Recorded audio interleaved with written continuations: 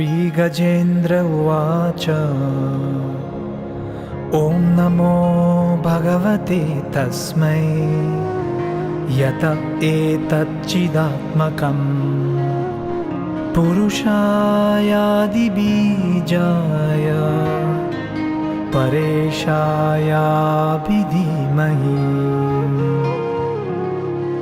यस्मिन् इदं यतश्चेदं येनेदं य इदं स्वयं योऽस्मात् परस्माच्च परस्तं प्रपद्ये स्वयंभुवम् यस्वात्मनीदं निजमाययार्पितं क्वचित् विभातं क्व च तत्तिरोहितम् अवित्तदृक्साक्ष्युभयं तदीक्ष्यते स आत्ममूलोऽवतु मां परात्पराः कालेन पञ्च त्वमितेषु कृत्स्नशो लोकेषु पालेषु च सर्वहेतुषु तमस्तदासीद् गहनं गभीरम् यस्तस्य पारेऽभिविराजते विभुः न यस्य देवा ऋषयः पदं विदुः जन्तु पुनः कोरतिगन्तुमीरितुम् यथा नटस्य कृतिभिर्विचेष्टतो दुरत्ययानुक्रमणः समावतु दिदृक्षवो यस्य पदं सुमङ्गलम् विमुक्तसङ्गा मुनयः सुसाधवः चरन्त्यलोकव्रतमव्रणं वने भूतात्मभूता सुहृदः समे गति न विद्यते यस्य च जन्म कर्म वा न नामरूपे गुणदोष एव वा तथापि लोकाप्ययसम्भवाय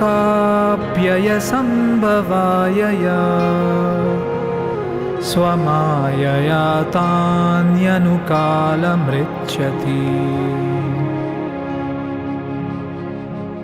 तस्मै नमः परेशाय ब्रह्मणेऽनन्तशक्तये अरूपायोरुरूपाय नमः आश्चर्यकर्मणे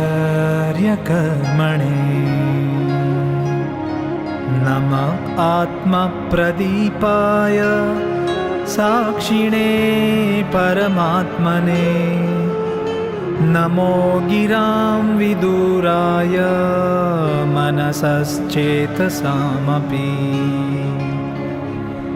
सत्त्वेन प्रतिलभ्याय नैष्कर्म्येण विपश्चिता नमः कैवल्यनाथाय निर्वाणसुखसंविदे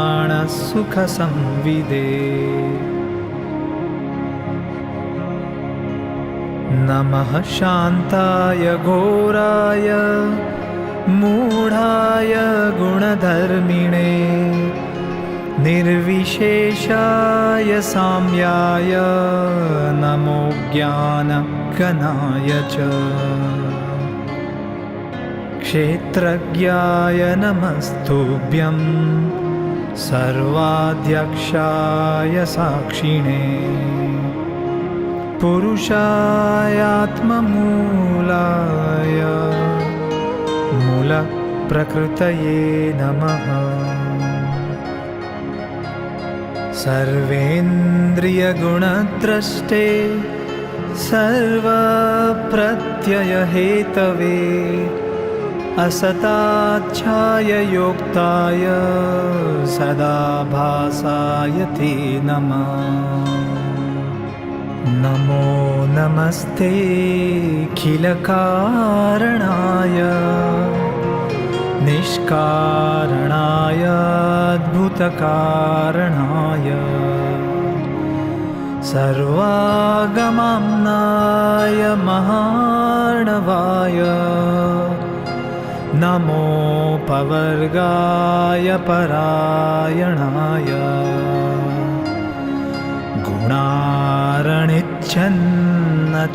गुणारणिच्छन्नचिदूष्मपाय तत्क्षोभविस्फूर्जितमानसाय नैष्कर्म्यभावेन विवर्जितागमा स्वयं प्रकाशाय नमस्करोमि।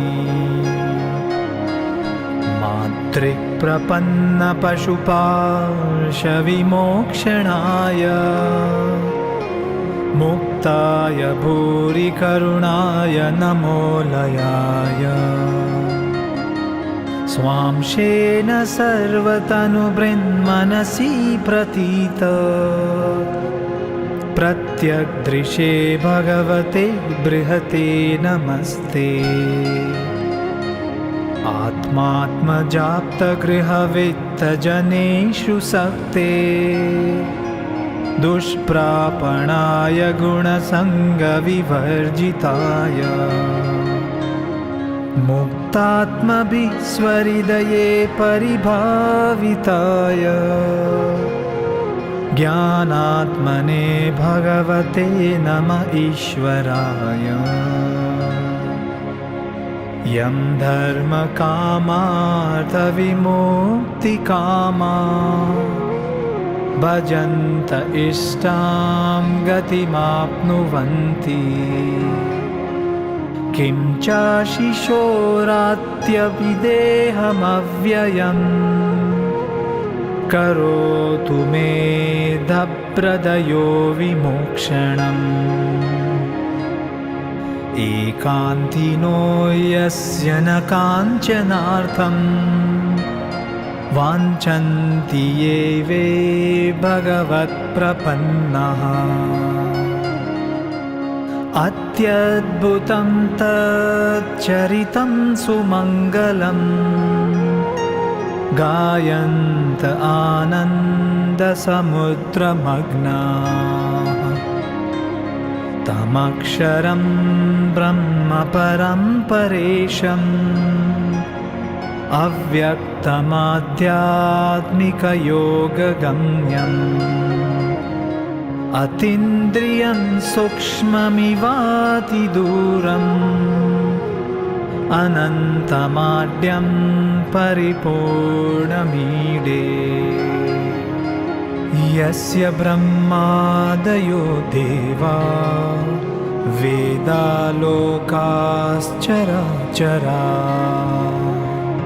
नामरूपविभेदेन फल्ग्या च कलया कृता यथार्चिषोऽग्ने सवितुर्गभस्तयो निर्यान्ति संयान्त्यसकृत्स्वरोचिष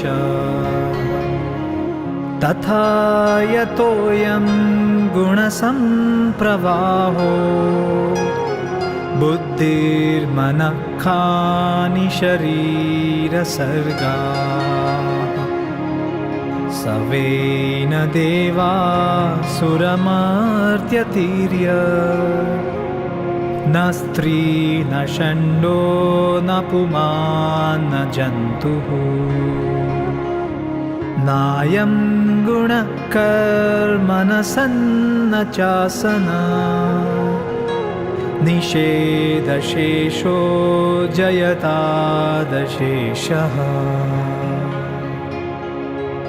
जिजीविषेणाहमिहामुया किम् अन्तर्बहिश्चावृतये वयोन्या इच्छामि कालेन न यस्य विप्लव तस्यात्मलोकावरणस्य मोक्षम् सोऽहं विश्वसृजं विश्वम् अविश्वं विश्ववेदसं विश्वात्मानमजं ब्रह्म प्रणतोऽस्मि परं पदम् योगरन्धितकर्माणो हृदि योगविभाविते योगिनोऽयं प्रपश्यन्ति योगेशं तं नतोऽस्म्यहम् नमो नमस्तुभ्यमसह्यवेग शक्तित्रयायाखिलधिगुणाय प्रपन्नपालाय दुरन्तशक्तये कदिन्द्रियाणाम् अनवाप्यवर्त्मने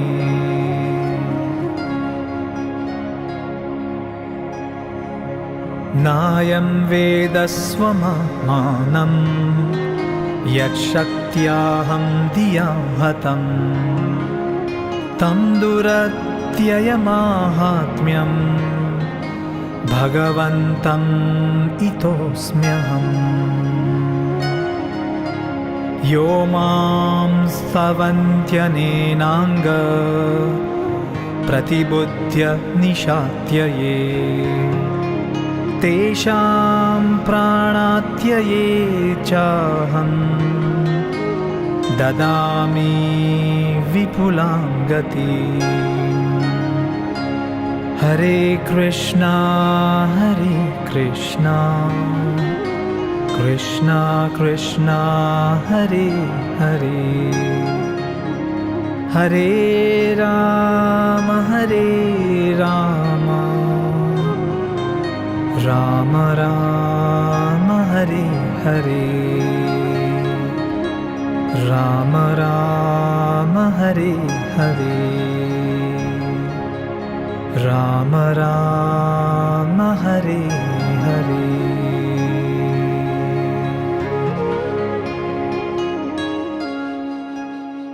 गजेंद्र मोक्ष या हाथियों के राजा गजेंद्र की मुक्ति श्रीमद् भागवतम के 8वें स्कंद में वर्णित एक पौराणिक कथा है। यह सुंदर लीला जिसमें गजेंद्र परम भगवान को प्रेम की हार्दिक भेंट चढ़ाते हैं और उनके प्रति समर्पण करते हैं। यह लीला एक भक्त के हृदय प्रार्थना की शक्ति और इस संसार की अनिश्चितता अप्रत्याशित प्रकृति को प्रकट करती है। हाथियों के राजा गजेंद्र के पास क्षमता, योग्यता, संसाधन, अपने जीवन का आनंद लेने के लिए ऐश्वर्य, इस प्रकार सारी सुविधाएं थी। सभी तरह की शक्ति, प्रतिष्ठा, पद और सम्मान जो इस संसार का कोई भी नश्वर प्राणी पाने की इच्छा रखता है, वह सभी उसके एक इशारे पर हमेशा उपलब्ध थे। पराक्रमी गजेंद्र जब अपने अन्य हाथी साथियों के साथ चलते थे तो पूरे त्रिकुट पर्वत को कंपा देते थे। अन्य सभी प्राणी गजेंद्र के भय से कांपकर भाग या उड़ जाया करते थे। यह देखकर गजेंद्र को खूब आनंद आता था। उसके मुंह से मदिरा टपकती रहती थी। उसकी आंखें नशे में डूबी हुई। भौरों द्वारा उसको मधु परोसा जा रहा था और दूर से ही वह कमल के फूलों की धूल को सूंघ सकता था जो झील की हवा द्वारा लाई जाती थी। इस प्रकार अपने साथियों से घिरे हुए जो प्यास से परेशान थे, वह जल्द ही झील के किनारे पर पहुंच गया। झील के ठंडे पानी में हाथियों के राजा ने अच्छी तरह से स्नान किया और उसकी थकान दूर हो गई।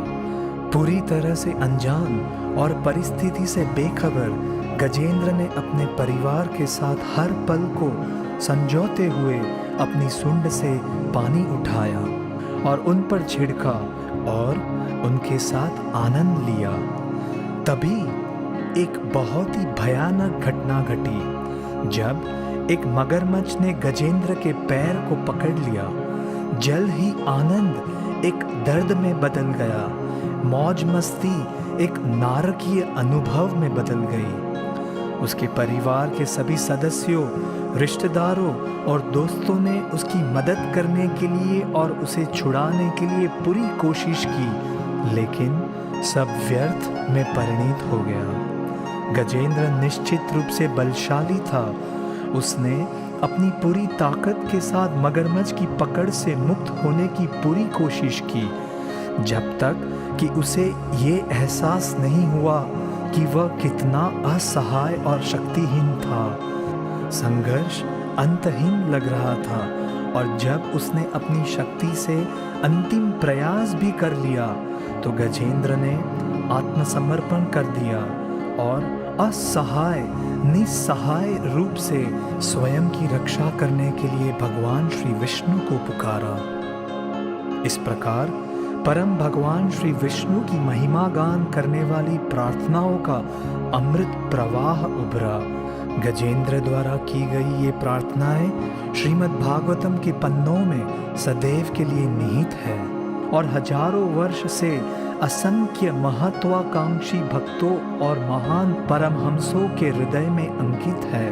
गजेंद्र मोक्ष की प्रार्थना संसार के सबसे शक्तिशाली मंत्रों में से एक है और इस मंत्र का जाप करने वाले को किसी भी कठिनाई का सामना करने और जीवन में अनचाही परिस्थितियों से बाहर आने की शक्ति मिलती है।